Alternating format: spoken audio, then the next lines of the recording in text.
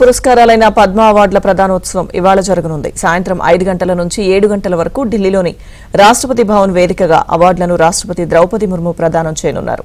ఈ వేడుకలో రాష్ట్రపతి చేతుల మీదుగా పద్మభూషణ్ అవార్డును Tollywood అగ్రనటుడు Nandamuri Balakrishna అందుకోనున్నారు.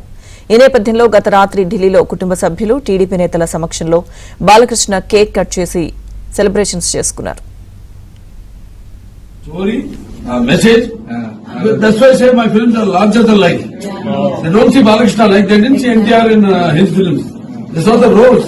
Sardar Papareddy gaanivanti leapte Bubbuli Bully gaanivanti leapte Vandali Singham gaanivanti leapte Justice Chaudhary NT Ramanandrulla character.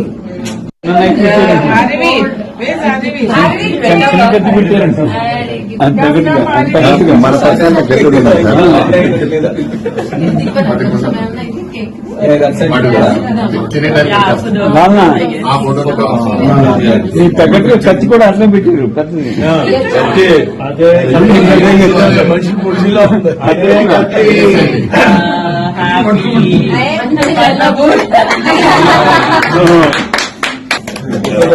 On getting Padma Bhushan.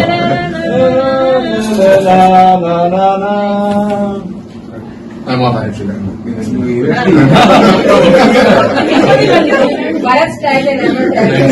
మీరు స్పీడ్ తో కాదండి, చేతితో స్కూల్ కాదు, చేతితో ముగ్గు వేసుకో. స్కూల్ మధ్యలో అది బెటర్.